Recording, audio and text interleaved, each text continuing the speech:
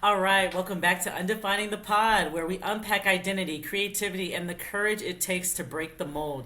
Each episode, I sit down with guests who are boldly redefining what success looks like and feels like for them. From the stage to behind the scenes, we're exploring the in between, the messy, the meaningful, and the magic that happens when we let go of labels and lead into truth. Let's get into it. All right, y'all, my guest today is the hilarious and insightful Danny Suggs, a New York-based comedian whose ultimate goal in comedy is simple: to shut off your brain and make you laugh. Originally from Virginia, Danny holds a bachelor's degree in exercise science and kinesiotherapy, but his heart clearly belongs to the stage. From being named Gotham Comedy Club's Best of New Talent runner-up to becoming a finalist in Stand Up NBC and Yes Fest LGBTQ Fest, Danny's sharp, dry wit, and honest storytelling have made him a stand-up voice in today's comedy landscape. His content, often drawing on life before and after coming out, offers a smart, relatable take on identity, dating, and self-discovery. Danny, how are you today? Very good. Very happy to be here. How are you doing? I'm good. I can't complain. You know, it's a Monday for those who are listening, so yeah. We're alive. We made it through. We made it. Made it. Oh man, anything exciting happened this weekend, Danny, that you wanna just like, was it like did you have like a secret hookup, or was there anything fun that happened this weekend, or you just chill? Went to my parents' house. So that's right. You did say that. there was no hooking up going on that weekend, but just hooking up with the Lord. You know, like spend quality time with my mom and dad, ate some cake and some macaroni and cheese as we do. I love that. And how's your mom doing? Did your mom have what'd you get your mom for Mother's Day? I got her myself. I did come home for 4 days. I got her a card. We took her out to breakfast on Saturday to avoid the crowd. My two brothers and my dad and my aunt, we all went. And then Sunday morning, I got up and I made some of my homemade oatmeal milled banana blueberry pancakes for her, coupled with omelets and bacon, biscuits. You know, it was a scene from The Color Purple. Like, if you remember that scene, you know, when she, went up and, there was no food thrown to the wall after that. So. And where did you is it your mom that you learned how to cook from, or is that something that just over time you just knew? Because that sounds specific. That sounds like somebody who's been doing this since they were like 5 years old, just whipping it up. Well, both of my parents are very good cooks. My dad is from Snow Hill, North Carolina, which is in the middle of nowhere, and my mother from New Bedford, Massachusetts. So very different people when they met, but they've developed into quite the chef on both sides, and I've learned a lot from them. So the pandemic, prompted me to really start cooking because empanadas, went from $2.50 to $5.59 without the delivery fee. So I got figured it out. So I decided. You feel some type of way about that, but we'll go. Yeah, pizza shouldn't cost $25, but it does. I think we all have that moment when like somebody just pissed us off about something cheap that we used to. That I would buy the single wings from the Chinese restaurants, and like per wing. So when the lady went up on the price, I was just like, that's like, I might as well buy 5 wings, and I would just go in for 3 wings. And I was just like that's I told them that they were charging me extra for some stuff, and my hairstylist told me that that was illegal. So I told the lady that she shouldn't be charging me extra for wings, single wings, and she like mocked me. She was like, "Oh, is it illegal?" And I was like, I never. You want to fight, do you? Okay. Yeah. So I was like, you know what? People are doing what they can to, save $1. That's so true, but it is what it is. We got to eat still. So however we can do it. Eat. Yeah. I actually saw recently a community, like it's one of those community, not like a food bank, but it's like one of those little, they store they have like these little containers out on the street, like just in random streets and stuff, and you can like swap out groceries or put groceries in there. Have you seen that? Yeah, accessible for people that may not have access to food for whatever reason. Yeah, they're great. They're all over the city. Yeah, I've seen stuff like that. So those listening, if you're ever in need, seriously, don't be ashamed, because that seriously is a real thing right now. The way eggs. Yeah, but check the expiration dates. That too. That too, yeah, yeah, because you never know what people are doing when they put that in. You know what? I think those. You know what I think it is from? I think it's because we've had so many. What is it? Not Uber, but what is it? The groceries, the delivery, the groceries. Gosh, I'm not thinking of the. Like Fresh Direct and things like that. No, like the actual delivery of groceries, like Oh, I've never had groceries delivered to my home. Oh yeah. Oh, good for you. Because like I'm lazy as hell now, and and I looked at my bank account. I was like, I got an extra dollar that I can spend Right. on some. But the fees are high. But it's just a bunch of shoppers that are just kind of like, they don't know how to shop. I'm gonna be real. It's male shoppers that are ruining us because they always bring something wrong, or we always have somebody else's groceries in our stuff. And so I would just say that we have like sodas. We have grape soda on the top of the refrigerator now that does Right. not belong to us. So I was like, that's stuff that I will go and take to one of those because they're not expired. And I'm not. Right. Grape soda is specific. You might have a kid or something that you need grape soda for, or a big kid. Who knows? Right. But I think One day you stuff feel like splurging. So someday you're gonna get a burger and fries and say, the sparkling water is not gonna do it. Let me get a soda, specifically a grape soda, like it's 1983. right? Like who's just The like good old right? knee high. Oh my gosh, I'm just having that taste right now. All right, let's jump into it, Danny. But because I want to get to know you, and all the listeners want to get to know you and hear you. If they don't already know who you are, those who are new to this podcast, I want them to get to know Danny. Danny is hilarious. My partner only refers to Danny as Black Danny. Oh, So. thanks. So we'll get into stuff like that in a minute, but let's go back a bit. All right, I want to Okay. back to like when you were a little bit younger. So before comedy, you were studying exercise science. What led you to make that pivot into performing, and how did your early environment shape your voice as a comedian? Well, when I was in college, I used to be a singer. I studied exercise science, kinesiotherapy. I had aspired to potentially go to medical school once upon a time, but I had a girlfriend for a very long time, and I knew eventually, hopefully, we were going to get married, and I was going to want to provide for her, but we ended up breaking up. So I was just like, I can be a gypsy and live out of my car now if I want to, and really go chase what I want to do. And I didn't know exactly what I wanted to do on the stage, but I knew I wanted to do something on the stage. So everybody historically always thought I was pretty entertaining. And I just got tired of seeing, friends on TV that, we were kind of on the same playing field, and what are they doing that I'm not? They're putting their best foot forward, and I just wasn't. So I was like, if not now, then when?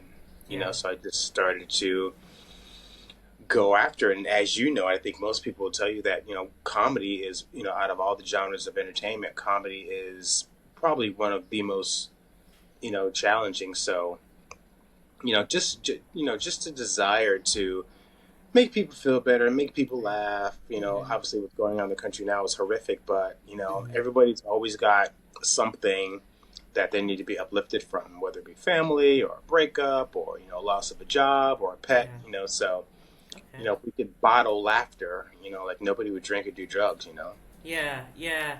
That is interesting. So do you feel like maybe do you think eventually you would have gotten into comedy or performing, or do you feel like, because of the relationship that you were in, because I know sometimes people are more of the security of your, like, just to have, we think of that white picket fence type of family style and whatever like that, but do you feel like that was something that you felt like more of the security for that relationship than performing, or did you feel like you could eventually perform or sing or something or be on stage in some form in a way?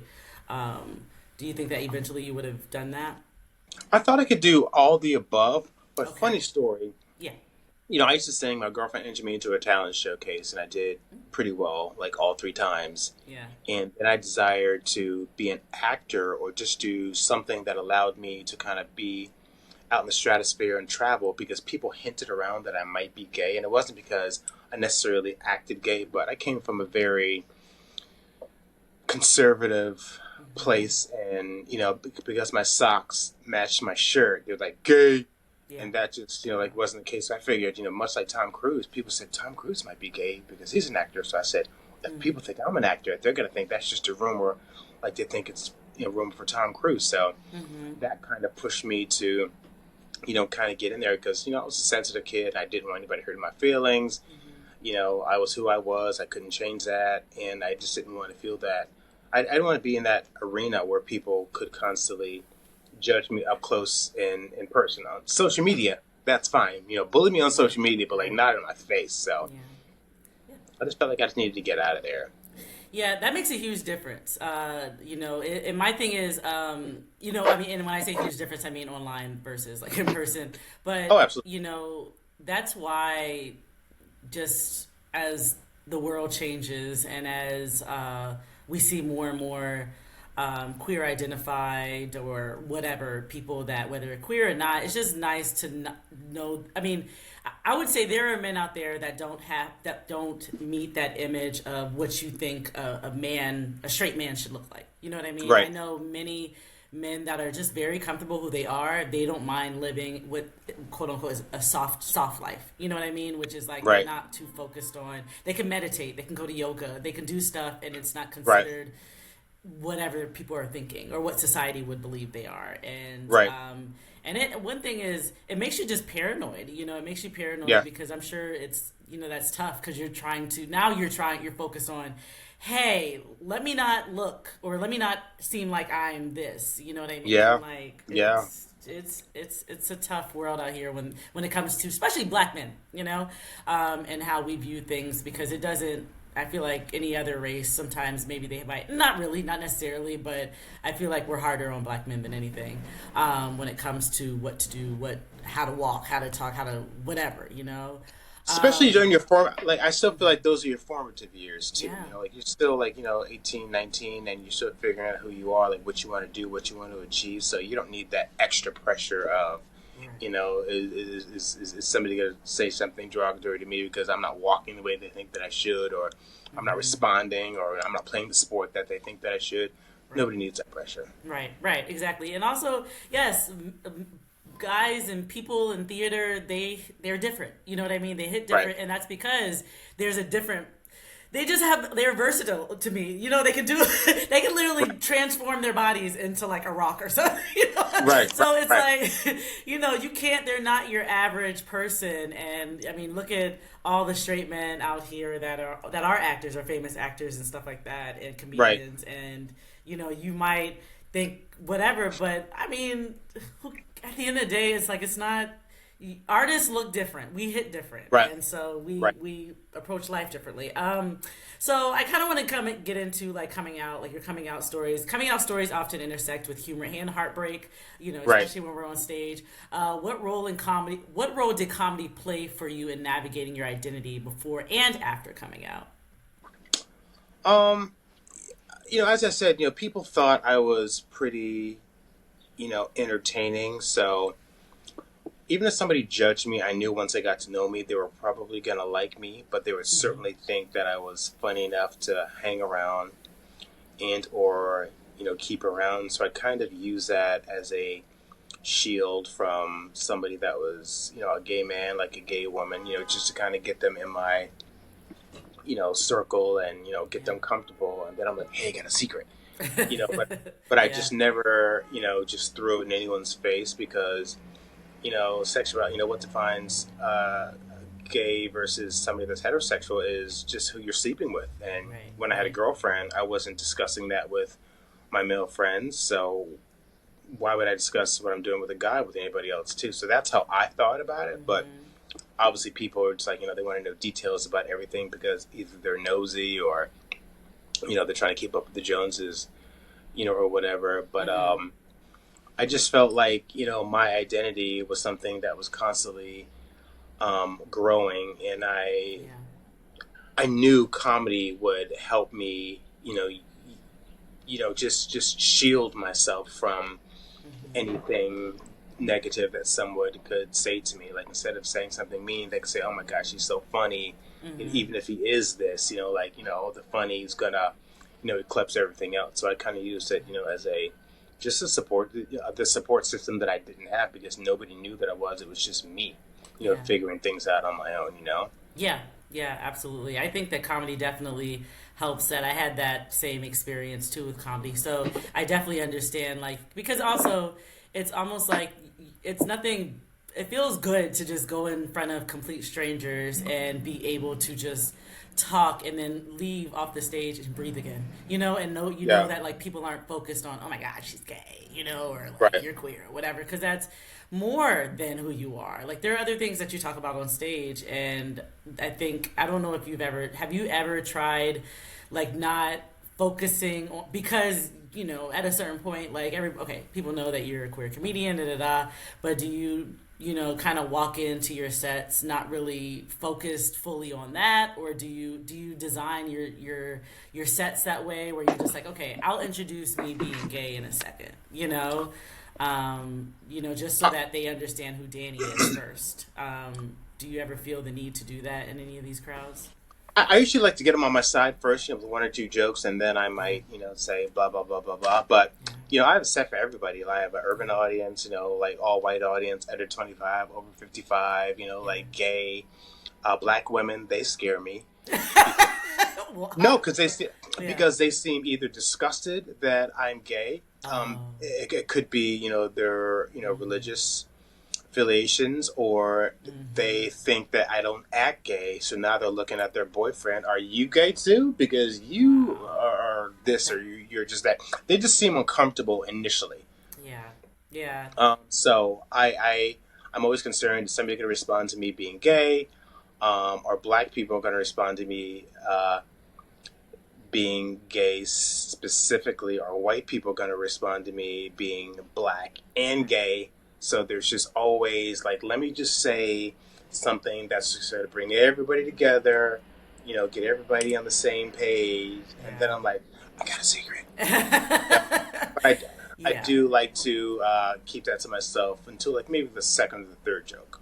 Yeah, yeah. I mean, I think and I understand that. I think that I don't know. It can be, I blame a lot of for as far as like for queer women. I definitely blame like Atlanta Housewives for making us look bad. They just kind of shut down lesbians altogether. But I think that as far as like black women, I think when it comes down to it, yeah, because I think for insecure, like, because there develops like this insecurity of like, what if he is, and because I mean, it's right. Tyler Perry that got us out here, and all these other like black films that got us out here. How Stella got her groove back.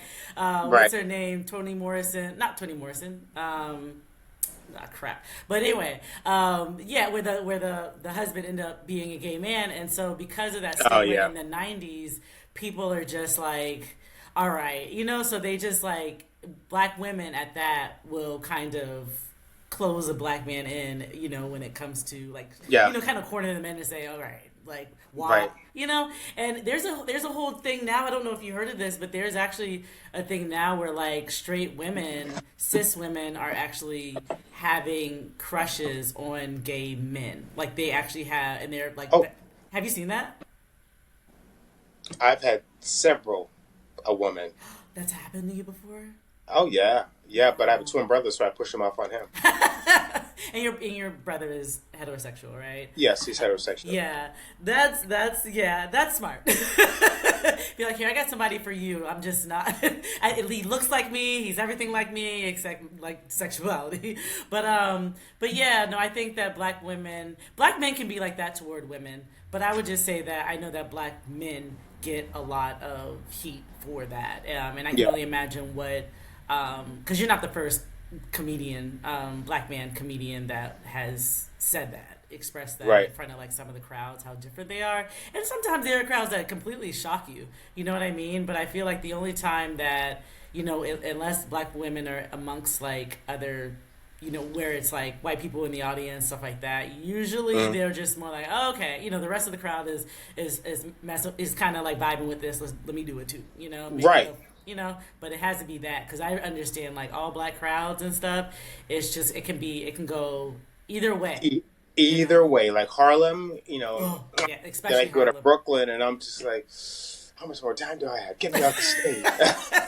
I heard somebody go, she's still talking. Oh, wow. Yeah, it was, and Wow. then the host wanted me to do another 20. I was like, God, no. Right, Just right, like, I'll right. pay you. I was like, no. I've had West Indian, I was hired for a Jamaican and or a West Indian wedding. They wanted me to do 20 minutes. I was like, absolutely not. Oh no. Because I was not going to get up there, do a gay joke, and have the entire wedding party attack me and drag me out of there because you didn't. No, I couldn't do it. No money is enough money for that. Your life flashed before your eyes. Absolutely. And you have to ask those questions. Like I'm always like, who's the audience? I was like, no, who is the audience? And I was like, no, I can't do that. No, that is real. And I actually, like, I always feel a little guilty for asking about the audience because I always feel like you're supposed to, all these things are good exercise and good practice, but really, it really could end up shutting your self-esteem and, like, making you want to just hate everything and quit everything, So, This is probably this is probably 3 years into my comedy, and it didn't matter what audience I performed in front of. You were getting these jokes. Like I didn't have an arsenal like at the time, and my gay identity was a big part of my material. Like now, I can give you 20 minutes of just doing quote unquote like straight material, but at the time, there's just certain things that I just had to address in order for you to get my callbacks, in order for you to understand the third joke. Like it was definitely something that needed to happen, and maybe a stronger comic. And at the end of the day, be funny, be funny, be funny. It forces you to work harder, to write smarter, yeah, and to make sure because you don't want to miss out on an opportunity because you're not prepared, right. Regardless of the audience. Yeah, I think you are prepared. Well, I mean, you're good because for you, if you're a comedian that has several style, like something for everybody. Let's put it that way, because we know that I performed in front of like an audience of 60 and up, and when I did perform, I wasn't ready, and I didn't realize like what type of 60 years old. Yeah, like late 50s, 60. Like they. Oh yeah, I do my diabetes joke. I'm like, sorry. That's your relatable joke. Like nobody told you to eat those Snickers. That is so funny. That's what I'm saying. Like, I was just like, dang, I didn't dig up all my aches and pains and my muscle soreness jokes and stuff like that. Right. But I also felt bad because I wanted to be able to figure out, like, what's relatable to that age. You know what I mean? Right. And what they can definitely connect with. Because there's different. I hear my mom talk all the time, and hear the things that, like, oh, yeah, I like doing this and that, or what she might complain about and this and that. So that gives me an idea of what they all talk about. Like everything's material. Like my mom's recently, she got into the emojis. It's like now she's just responding to me and like emojis. Smiley face. It's LOL. It's the monkeys over the eyes, like all that other type stuff. As long as I get the eggplant, like we're good. Like, you're like, he's like, you call her up right now. Be like, block, cancel your data packet. Right. So like, she's learning. Yeah. So we go back and forth. Yeah, I felt that way when my mom sent me the wink. I was just like, not too bad, but like, it's just weird. Right. I get it, but you don't know any better. No eggplant, no purple demon.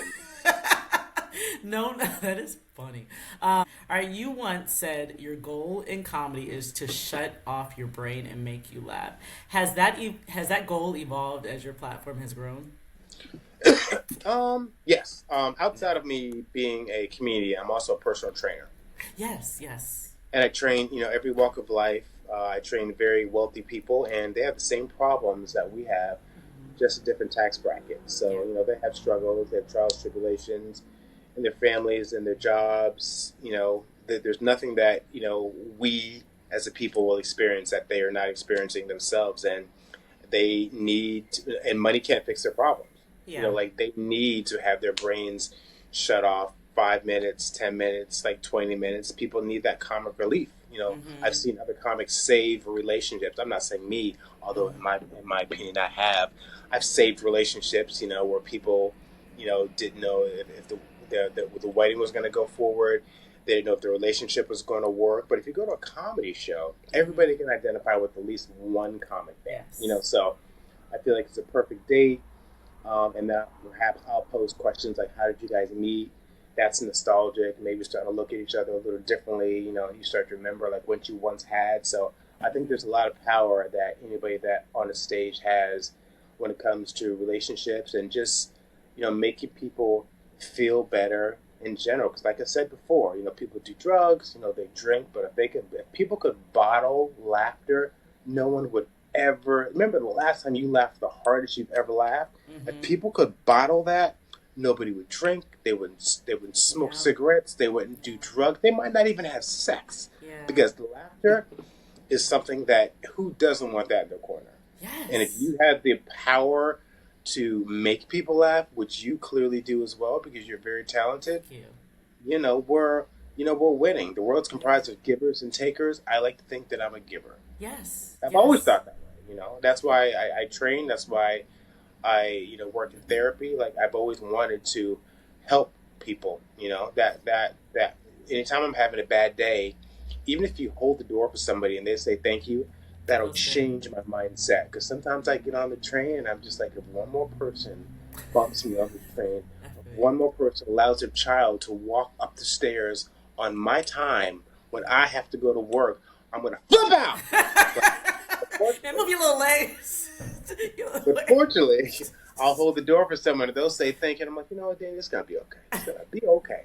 Yeah. No, that's so true. There was a that happened recently where I was talking to another comedian and every time I talk to them they make me laugh and it was like an hour and a half. And so it was nonstop and it was of course the down, the lows and stuff like that, but it was so funny and I was like, I don't remember the last time I've had that kind of laugh, Right. And I was there, it's so healing. And that's and it's like crying in a lot of ways. Yes, of course. Cathartic.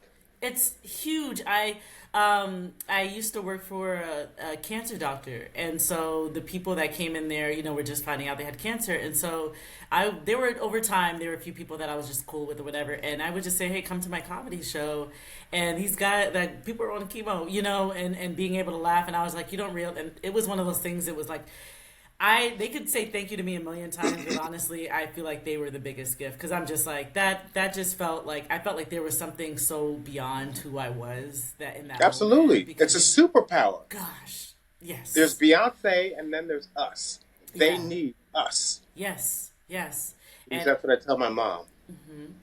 Yeah, and it's like if you're not doing comedy, you might as well just do crack because there's no other high. Right. There is no other high that's gonna get you there, and I don't even know how that works. I don't even know how crack feels, but I can only imagine the way it happens out here. I see it, but you're right. I feel like there would be a lot of things in the world that would be eliminated as far as like that are toxic for you, and maybe even like marriages that do work out or relationships that do work out because we're happy. And what does happy leads to love, leads to wisdom, leads to everything, fearlessness, all of that. So y'all, I say that to say y'all go to a comedy show, especially Danny's comedy show. Oh, thank you. Okay, so let me get into the next question. Now I know we were talking before about how it feels to perform in front of the different types of crowds. But you've done everything from showcases at Broadway Comedy Club to national comedy competitions. What have been some of the highs and maybe even some not so highs of chasing visibility in such a crowded space? Like I remember I did, it was 7 minutes, but at the time, it was an hour in my head. Yeah. And I remember I had this material that I had rehearsed and I had rehearsed and I had rehearsed and like I was just ready. It was a competition. It was at Stand Up New York. And I'm a black, gay personal trainer. That was my material. I had 7 hot minutes of being black, gay, personal trainer. Yeah. The first comic that goes up is black, gay, and he's a personal trainer. So he did not my material necessarily, but there was no shock value. When you're at a buffet, like you don't want to see 2 trays of macaroni and cheese. Yeah. So that was And at the time, that's just all the material that I had. You know, Yeah. I couldn't do anything else. I mean, like I still did, okay, but that was definitely low for me because you Yeah. know, like I've done several gay shows, and I Right. think in anything there just needs to be variety. Like I would never put two gay comics back to back unless it was exclusively a gay show, Right. and I certainly wouldn't put two black comics who sent you a bio and you see that both of them are personal trainers Mm-hmm. back to back. But Yeah. that happened to me. I did not advance, and that's why I drink. Yeah. No, I'm It was serious. And this is an ongoing conversation amongst comics and the comics that are aware. Let's put it that way. But do you when somebody says that do you want to go first? I say yes because I'm right. just like, let me get it out because we about to hear. And it's not anybody's fault. We're just writing, and they're the topics that are happening are but so many topics that are, especially when That's you're why you have to engaged. listen, though. I tell Right. people all the time, I was like, you have to see what the last comic's just done because you Yeah. can't. Like, what if I open with a joke where that comic just spent 10 minutes bombing on? Yeah. Yeah. You have to check in. You have to listen. I know during a Yes. competition, you're so in your head, you're so focused on what you want to do, but Yeah. all the new comics out there, you have to listen. Because you Yeah. just never know. Yeah. Yeah, I mean it's always important to listen to people say, and not just for that, but I get inspired off of like just hearing comedy and hearing people Yeah, laugh and seeing what works for people and stuff like that. So that's also good. But yeah, you're right. You can't just, especially when you're in a competition. I did that in stand up NBC. Stand up for diversity NBC competition, yeah. and that, I mean, 8 o'clock in the morning. Can y'all imagine? You're like out there all night. I don't know if you did that or you actually got in through like using a tape or something. I didn't send a tape. I heard about it the day before. I went to my neighbor, got a lawn chair, did two shows, and got in line at I think 9 p.m. Yeah, yeah. and stayed out there. And I don't want to be homeless, but it wasn't that bad being on the street for the night. It wasn't the worst. It gets, and then you just start talking to everybody, and then it's just kind of like you just vibe, and then you go to sleep. You try to take a nap, but yeah, getting like just Sleep. As vermin are running by, there was no sleeping going on. I had my fanny pack close. I made sure I was properly hydrated. I was like, how far are we from the door? yeah, yeah, But I think I stayed out there for like, yeah, I think it was until like maybe 8 o'clock the next morning. I think it was. It was. hmm I do remember it was very early, but it was an experience. I'll tell. I don't know if I'm having kids, but I'll tell somebody's kids. You're like, let me sit down. Let me tell you about something that happened. Back in 1925. So one of them stories. Yeah, I was like, you get when I tell you, and I say this with love, and this doesn't make or break you at all, but I would just say that sit out for an audition the night before to get there. That really shows how badly you want it, but like I said, it does not determine how good or bad you are. I would just say Yeah, experience it. I would say it's good to experience at least one time something like that because it really yeah, did open my mind up to a lot. And then also to, if you didn't think you're performing sober, which you should, but also right. like going in at 8 o'clock to audition, and then so if you make it to the next round, hell yeah, you're driven. Like you don't got no fuel in you, got no food in you. Right, right, right. It's just spaced out. You're just kind of like trying to get this over with already. But I don't know if they still do it anymore, but I know now they do. Like you can submit a tape. You don't think they do anymore, and like I think for me it was just a litmus test to let me know that I was advancing as a comic. I think Yeah. initially you want to, you know, respect from your peers. Like you want to make sure that you're on a certain flyer with somebody. You feel empowered from that, and then you want to start to get booked by actual bookers, not just independent shows that might be taking place in bars and things like that. So Right. you need some type of testament that you're evolving as a comic, and I think for me that was a big one. Yeah. Yeah. Okay. So, as a queer comic of color, do you feel like your voice is being heard differently now than when you first started? I do feel like my voice is being heard differently because I really like to lead people out of ignorance in regards Mm. to how a gay man acts, Mm-hmm. how a black gay man acts, Mm-hmm. and I tell people that I had a girlfriend that's always just shocked to them. They're like, "Did you know? Did you not know?" I did know, but I had nothing to compare it to. So Right. you don't miss something you've never been Right. exposed to. I like to say that I had the best of both worlds because I did care for her very much. Mm-hmm. And then I started to care. Well, we broke up, obviously, and then I Mm-hmm. started to care for um, someone else. And Mm-hmm. I'm single now, but I realized that I think we all just want to walk through life with someone. Doesn't necessarily have to be a relationship. Yeah. Yeah. I'm fortunate enough to have several people that call me their friend, but for me, I was the Yeah. type of person, I only needed one person. Like, usually, Mm-hmm. I have one person. Like, our friendship might span 7 years, and that might move or whatever, but I'm usually with one person. I only do one person. Yeah. That's my ride or die. And Yeah. then I'll get another person. That's my ride or die. So, Yeah. and I never yearned for a relationship while I was with that guy Right. or with that girl. And most times it was a straight guy that was my ride or die. A Yeah. few times it was a gay man, but that can Mm-hmm. be a challenge because Yeah. sometimes, Yeah. I don't know, I feel like it's just hard to make gay friends. It Get your is. hand off my leg. We've already talked about this. No, that's real. It is. It is. It is. Yeah.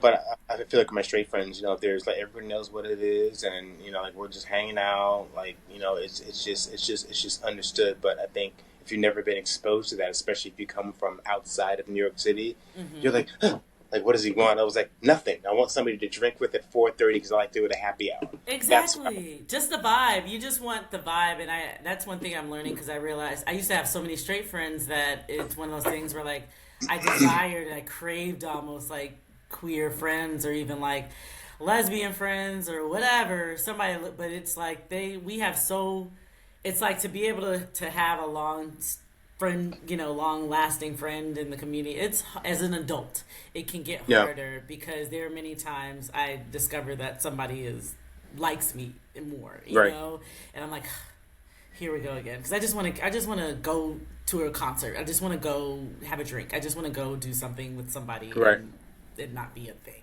you know. right. So I know what that feels. I felt like that when I was mostly single. My partner now is, a great person just to like kick it with. But Love her. yeah, she's dope. Shout out to Aria.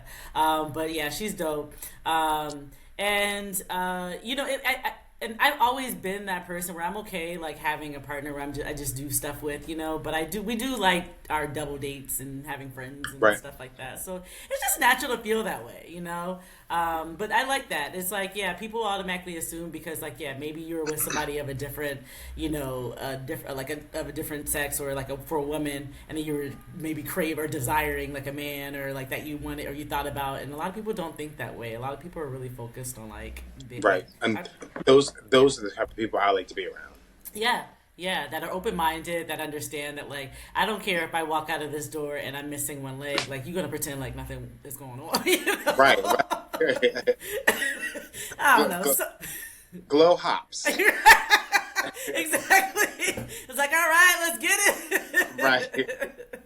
I want to find my community. All right. Right. All right, but I wanna before we wrap up, I do want to go get into like your content. I know you have a lot of like content, a lot of online content. These are things that I'm discovering in comedy more that now is time to bring things to TikTok and YouTube and all that stuff. And it's been time, but now more than ever because even the comedy scene is changing a little bit. Right. So between virality, reels, crowd work clips, how do you balance staying true to your style while navigating what works online? I'm trying to navigate and figure out the algorithm, because Mm-hmm. I historically put out several reels that did pretty well.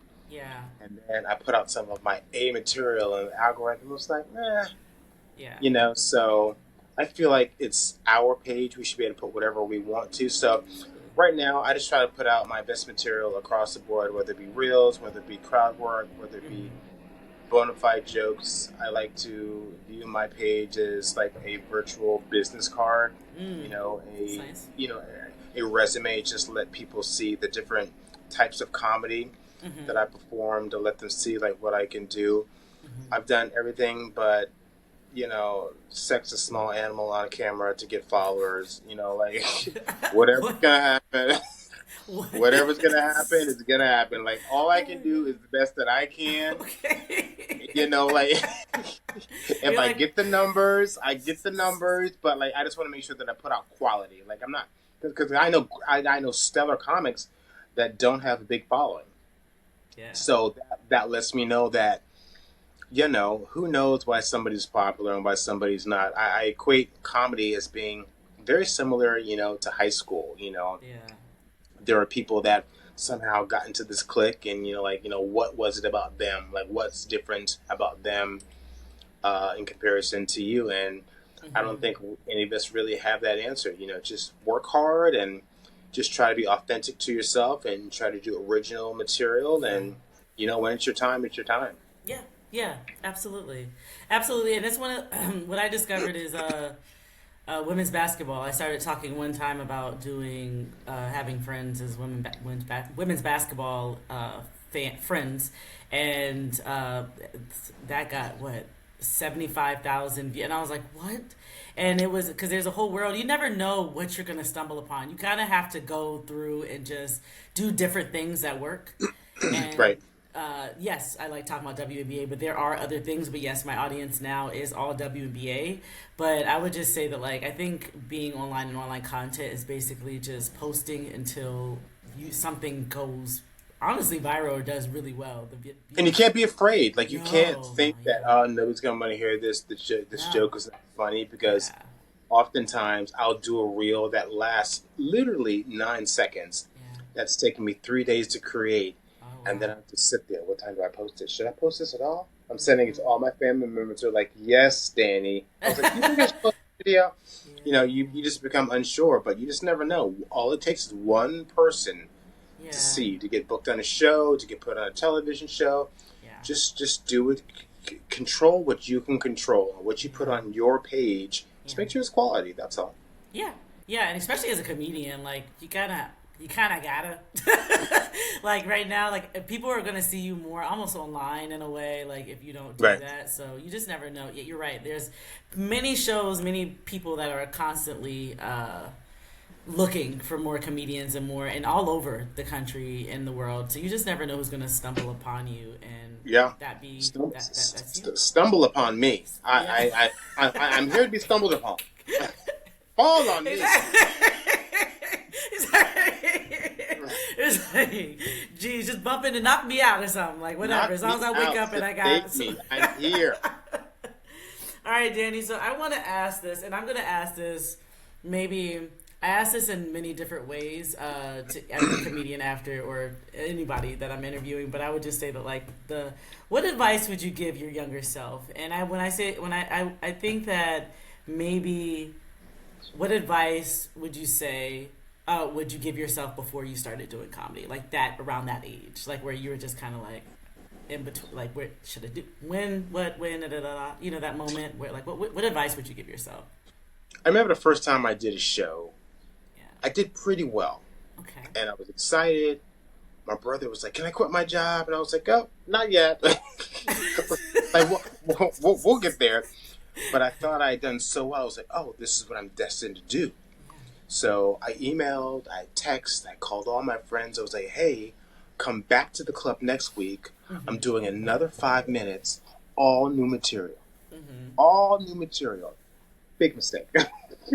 big mistake. You look for that validation as people exit the club. People are high-fiving you or fist bumping you. People were just kind of looking at me and it's just like, "Precious baby." Oh, no! I was just like, "Oh, all right." Painful. So to answer your question, take your time. Write constructed jokes. Again, it's a marathon, not a race. I equate this to building your body in the gym. You're never going to build the physique that you want overnight. You have to put in the time. You have to make sure that you're checking all the boxes, eating clean, doing your cardio, making sure you're in the right headspace. And I think the same applies to comedy. Make sure that you're always somehow connected to whether or not you're learning not just what to do watching somebody else, but learning not what to do. Right. Did I say that right? Yeah. Learning not what to do. And just making sure that you're doing something that's going to further your cause, further your dream. Right. Just stay in it and take your time and produce quality. Yeah. That even comes down to the lighting. If you put up a reel, make sure the lighting's good. We shouldn't, think we're looking at Jesus of Nazareth as cloak. We need to make sure that Yeah. it's you. Like it's just authentic. It's authentically clear. Yeah. Just little things. Yeah. Yeah, learn as you go on. Like it's almost like editing out, whatever you see. Like that's why it's always good to just look back at your work and know what you're doing and not just like post blindly because there's a lot of things with editing that you're gonna just learn, quickly. Oh, it's so hard. Like that's hard. I will say, like I don't even like I didn't. I obviously I've made it since then, but like it was always a challenge for me to leave my voicemail because I hated the sound of my voice. Yeah. Which means I probably won't watch this. That's a joke. I'm gonna watch it. You know what? I'll just do your voice in a funny. I think I can filter it out and make you have like a silly. But like having to watch your own material. You've heard actors say this. Whoopi Goldberg. I don't think she ever saw Ghost because she just didn't. Obviously you're your worst critic. Yeah. But having to listen to my voice or just my material. If I do it, it's usually first thing in the morning after I've listened to the theme song of Titanic. I need to be in a certain headspace. Yeah. And just be easy. Yeah. Just take your time. There's because nobody can tell you. Zona Guard is a prime example. Mm-hmm. She's not 19. Yeah. She's probably one of the most successful comics out there, and she's checking every box, and she's doing it lovely. And so there is. If you're funny, as the old saying goes, be so funny they can't deny you. There you go. Yeah. Be so talented they can't deny you. So just take your time, make sure they get that rent paid, and stay in the game, baby. Yes, that part. Pay your bills. Be able to pay your bills. That struggling artist thing, I can't get into it anymore. I've been there, done that, and it's stupid. Like those struggling artists who promote that, they're living in the basement of their parents' house. Like they actually have a place to live. Sometimes I feel like that's a greater incentive for them to work even harder because they do want to get out of their parents' buildings. And I do work hard as a comic, but I also, as a trainer, I get up at 5:30 in the morning, three days out of the week. And then I might do late spots. I might not get home until 12, and then I'm laying there because I had a great set or I didn't like the set that I did. But either way, I got to get up in 4 hours and nobody cares. Like get up and do your job the next morning. So it's a double-edged sword. But I do love entertaining. I feel like you have to have a certain mindset to want to speak publicly. Number one, create your own material. And not know that the entire front row is going to be from Staten Island and on cocaine, which is happening. Like, I mean, you just don't know. Like seven guys, like you don't know what's going to happen. They love the show, but early on, you can't read a room. You don't know who's been drinking since 2 p.m. on Saturday, and now it's Tuesday evening. You don't know those answers. That's so true. That's so true. But something brought us all here in the same place. Right. Right. There's something relatable here. All right. Well, that was perfect. That was great advice for yourself and also to everybody else out there that needs to hear this, because especially there are a lot of aspiring comics, and I get some DMs and I'm just like, they're like, what should I do? And I'm like, now I can be like, just listen to Danny's podcast episode. You'll take some notes. Try. Just go try. The biggest fear is public speaking. So if you can, get up there, I always tell comics all the time, I was like, they want us to do well, and they can't do what we do. Yeah. They can't hold a microphone and speak and be funny for 5 minutes. Yes. For 5 seconds, let alone 5 minutes. And so if you can do that, you're in a very different, bracket already. So, just keep going. Yep. All right, Danny. So now we're going to go into our rapid fire game. Okay. There's no intro song, but I'll just do it. Rapid fire game. There you go. That helps. And it's called Hot Takes and High Stakes. There's really no rules to this game. All you have to do is respond quickly, but in a way also however you like. Don't think too hard. I mean quickly as in don't think too hard about the answer. And this is just a way for people to just kind of get to know Danny a little bit more. Danny, what's the worst job you ever had before comedy? The worst job I ever had, working at Haagen-Dazs, because I couldn't navigate the register, and it was a Saturday afternoon, and the line was long. It was a lot of stress, and I went to private school. I was supposed to have had a better education than the most, and I was failing Oh miserably. man. Ah, how long did you last at Haagen Dazs? Uh, for about a month and a half. Oh, okay, that's not bad. That's not bad. You could have quit that moment. You know. Yeah, like I didn't walk out, but yeah, it was rough. Oh man. All right. Cool. So a phrase that instantly gives you the ick. Like, what is something that gives you the ick? Can I use your chapstick? Ew. Who says that? Ew. Random people, I'm like, absolutely not. That's Ew. why I have 10 extra chapsticks on my refrigerator because people give you dirty looks when you say no. It's like, what are you raised in a cave? You know, using my chapstick. We don't even know you.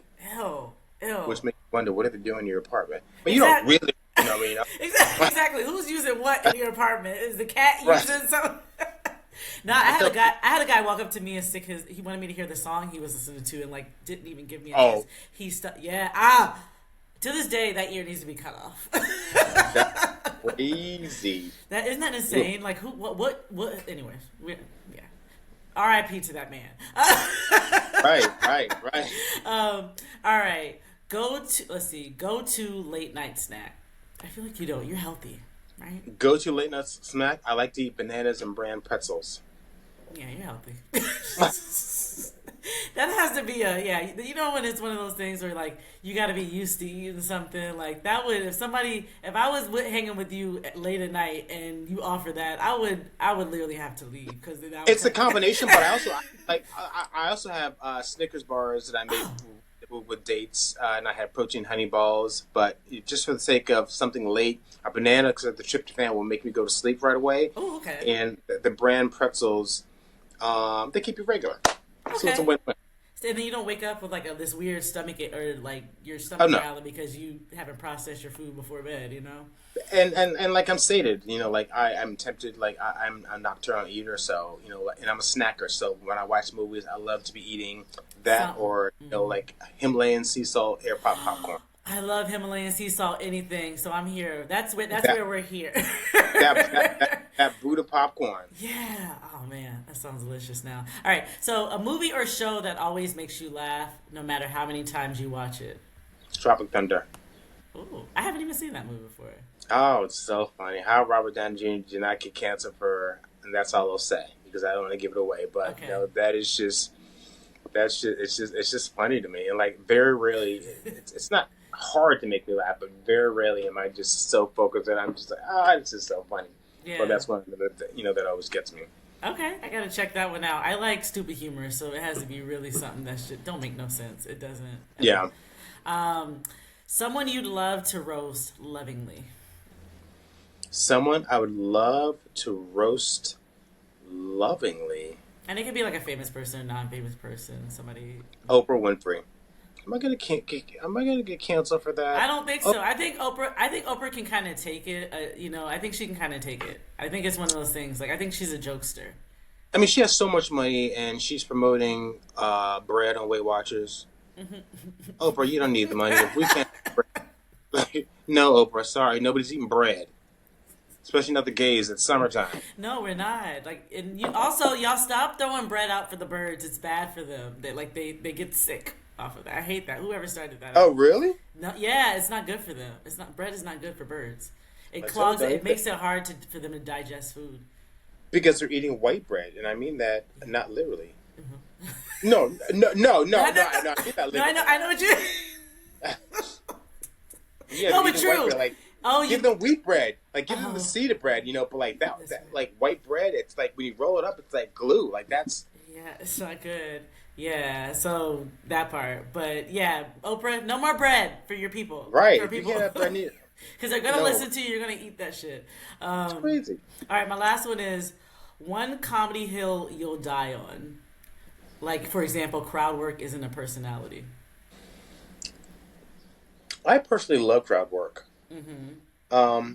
Because much like telling a joke, if the joke doesn't work or if the crowd work's not working because the audience is just not vibing with you, it's just so freeing. Mm-hmm. It's so freeing. You've done all that you can possibly do. Yeah. It just it's like a good cry. Mm-hmm. Like it's like a good laugh. It's just like, what are you gonna do? Yeah, sometimes and sometimes the crowd work set is way better than the natural, what you had prepared to do, because it's Sometimes like a comic might not do the greatest before you, so you kind of have to dig yourself out of that hole before you even get to your material. So that's where crowd yes, work really comes into play. Or you might get the two or three drunks, that are, you're asking a rhetorical question, like, everyone, they're like, I remember. And I'm like, man, this is not a Q&A. right. Like, when I say that, that's just for the joke. I have 3 minutes left. Like, can you shut up? But sometimes, like, you get that unruly Yes. couple, that's, from middle of nowhere, and, they got 48 hours in the city, and they're in to get every second of that trip in, so. Yeah, they're like, oh, I can relate to this guy. Let's do this. Let's start talking. Yeah. It's rough. You have to be prepared overall with comedy, just for the good and the bad and the ugly, Yeah. and you have to be ready to grow. Because honestly, when you think that it's honestly the worst set you've ever had, you're probably gonna be wrong. Like, You know what? And don't I'm even very think that way. Mm-hmm. Right, I'm very critical of my material, so even I'll get off the stage and I'm just like, ooh, I didn't like that at all. And then I literally cannot listen to it for 3 days. And then again, I'll be on my way to work, 6:30 in the morning, and I'll listen to it on the train. And I'm like, I wonder why I thought that. And I think that because once you've gotten thunderous applause Yes. one time for a joke, you expect that response every Oh, time. And if you don't get it, you're like, oh, the joke flopped. Mm-hmm. But then you think, oh, there's only 3 people in the room that night. Like, they laughed as loud as they could, or, like you didn't know what's going on. Yeah. Besides, so, just Keep an open mind. keep going. Right, exactly. Keep it in mind. Keep going. All right, Danny. Well, this wraps up our episode together. Where can folks find you? Do you have anything coming up, or where can people just find you? You can find me on social media at The Black Danny. I'm on Instagram as well as Facebook. Yeah. Specifically, you can usually find me hanging out at Union Square Park. I like to hang out there. Oh yeah. For those that are single, bam, bam. Oh, there you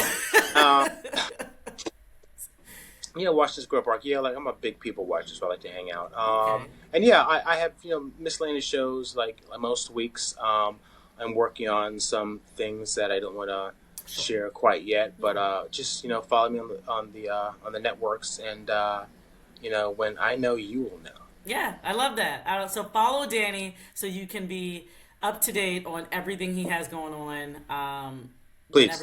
Whenever you hear this episode, just follow him immediately so that you can start going, because he's outside, and we want you guys to link up. All right. So with that being said, thank you so much, Black Danny, for this was a great conversation. It was also great to get to know you. I don't think we've ever had a chance to just just sit vibe, without yeah. any type of behind us in Right, the right, stage right, and absolutely. stuff. But thank you so much. I appreciate you. All right, let's give it up for Danny Suggs, y'all. Give it up for that honesty, that humor, and those absolutely wild hot takes. I mean, Danny's story is truly unique, amazing, and beautiful. I hope you guys enjoyed listening. If today's episode reminded you to laugh a little more, think a little less, or just own your own lane unapologetically. All right, y'all. All right, that's Danny Suggs, y'all. Give it up for the honesty, that humor, and those absolutely wild hot takes. I mean, Danny is truly unique, amazing, a gift to the comedy scene. Make sure you check him out. If today's episode reminded you to laugh a little more, think a little less, or just own your own lane unapologetically, you know what to do. Follow Undefining the Pod on Spotify, Apple, and YouTube. And make sure to connect with us on Instagram at Undefining Podcast. And if you'd like to support a little more, definitely follow us on Buy Me a Coffee, buymeacoffee.com/Undefining the Pod. Until next time, stay curious and keep undefining. Undefining.